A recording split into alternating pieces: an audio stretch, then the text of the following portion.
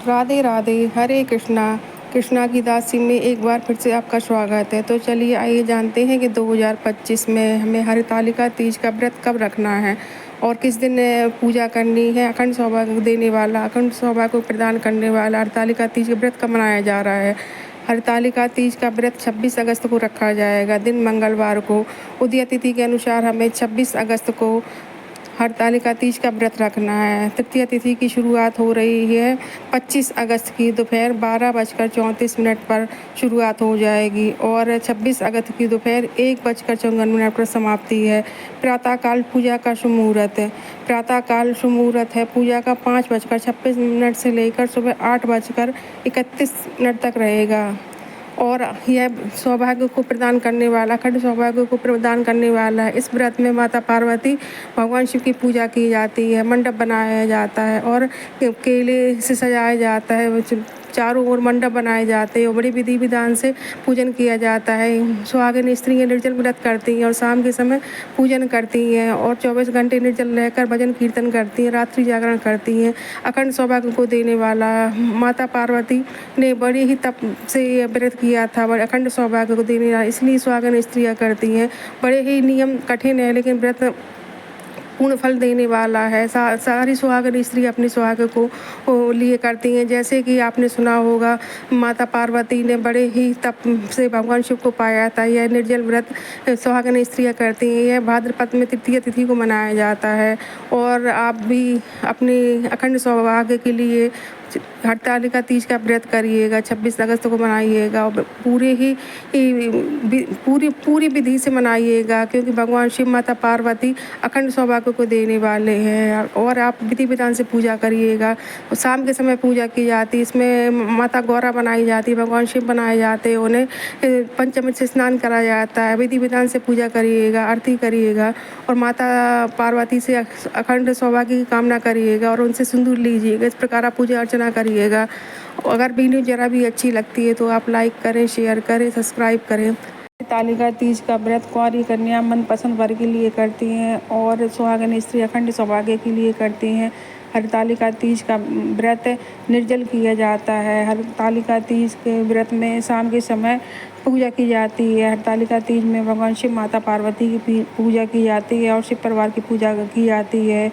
अगर यह व्रत हम निर्जल करते हैं और शाम के समय पूजा करते हैं, भगवान शिव की, माता पार्वती की विधिवत पूजा करते हैं, तो हमारे सौभाग्य में वृद्धि होती है और हमें भगवान शिव का आशीर्वाद मिलता है।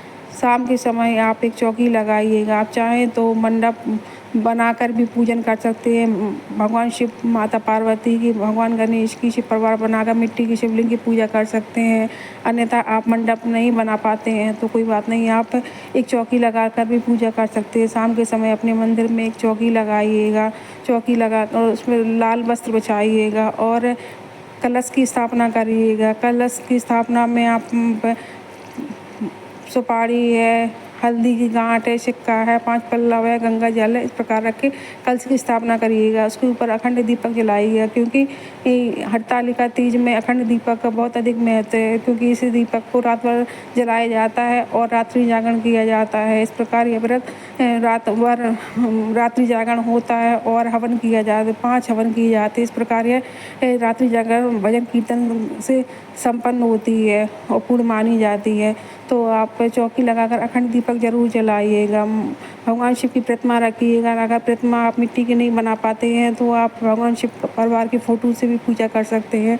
तो आप भगवान शिव की चित्र रखिएगा और उनको गंगा जल से छींटे मार कर शुद्ध करिएगा। पंचामृत से स्नान कराइएगा।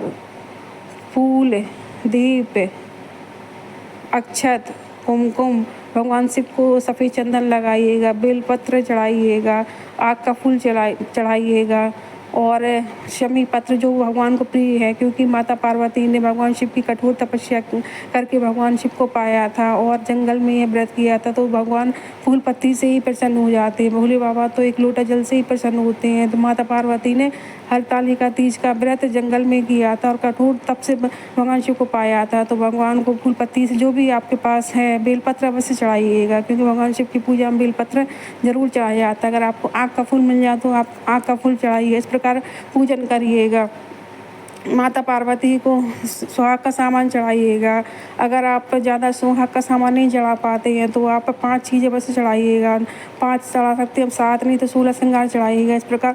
और आप भी 16 श्रृंगार करके ही पूजा करिएगा। नई नई साड़ी पहनिएगा, मेहंदी लगाइएगा, महावर लगाइएगा, पूर्ण श्रृंगार करिएगा और अपनी शादी की चुनरी अवश्य ओढ़िएगा, क्योंकि यह व्रत सुहाग का है। तो हमें सुहाग करके ही 16 श्रृंगार करके ही पूजन करना चाहिए। माता गौरी को चुन्नी अवश्य चढ़ाइएगा। माता गौरी को 16 श्रृंगार का सामान चढ़ाइएगा और उन्हें सिंदूर जरूर अर्पण करिएगा। कम से कम 5 बार सिंदूर अर्पण करिएगा। इस प्रकार पूजन करिएगा। बाद में माता से सिंदूर लिया जाता है, क्योंकि यह अखंड सौभाग्य का व्रत है। तो माता पार्वती अखंड सौभाग्य की देवी है। तो इस प्रकार हमें पूजन करना है।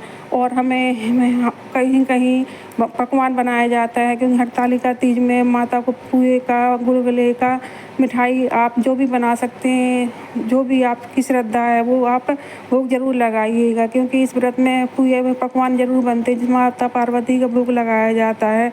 और हरतालिका तीज की कथा अवश्य सुनिएगा, क्योंकि इस कथा कोई भी व्रत हम करते हैं तो व्रत तभी पूर्ण होता है जब हम कथा सुनते हैं। तो हरतालिका तीज की कथा सुनिएगा और भगवान से क्षमा याचना करिएगा। हो सके तो माता गौरी को 16 श्रृंगार अवश्य चढ़ाइएगा, क्योंकि यह सुहाग का व्रत है। तो सुहाग का हमें सामान अवश्य चढ़ाना चाहिए। और अंत में आरती करिएगा और अपनी चुन्नी से ही सिंदूर लीजिएगा। और दक्षिणा अवश्य चढ़ाइएगा, क्योंकि जो पूजा में हमसे कमी रह जाती है वो हमारी दक्षिणा पूर्ण करती है। और अंत में भगवान गणेश की आरती करिएगा, भगवान शिव की आरती करिए, माता से सुहाग की कामना करिए, भगवान शिव से क्षमा याचना करिए। इस प्रकार करके हम हरतालिका तीज की पूजा करते हैं। अंत में आरती करिएगा और भगवान से अपनी मनोकामना बोलिएगा। इस प्रकार हम हरतालिका तीज का व्रत करते हैं। अगर आपको वीडियो अच्छी लगती है तो लाइक और शेयर करें। राधे राधे।